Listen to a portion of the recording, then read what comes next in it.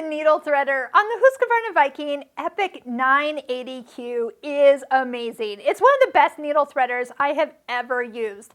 But there's a few little tips I want to share with you. Number one, how to use it, but also what happens if it doesn't thread the needle. So number one, make sure you're using good quality thread. Some threads just don't even have the substance, or maybe they're kind of fluffy threads. That can make a difference in whether a needle threads correctly.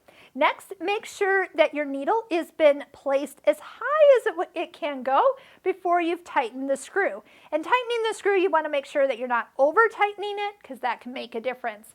And usually about a size 75 or larger needle would be ideal, where if you get too much smaller, the needle threader can't always fit into the eye of the needle. Next, you can do this with the presser foot up or with the presser foot down. So whichever way it is set, it is ready to use. Next, bring your thread underneath this little silver arm in the little mouth of this kind of holder. I usually push to the back and it kind of clicks into place, even holds it. And then over the side and towards you, just like the arrow shows, this is actually a little cutter. So it puts it to the perfect length. So when you touch the auto needle threader button, everything is taken right on through.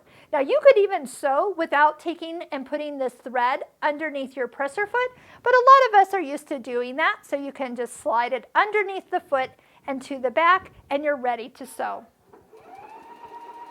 So if that needle threader does not work, you might again put a new needle in. Things that are bent don't always work. Make sure your needle is at the highest position, and you can cycle through with the needle up, needle down button if it doesn't look like it's where it should be. And then also make sure that the needle is in the highest position, maybe after you've changed the needle after your last project. So we have more videos on the Husqvarna Viking Epic 980Q.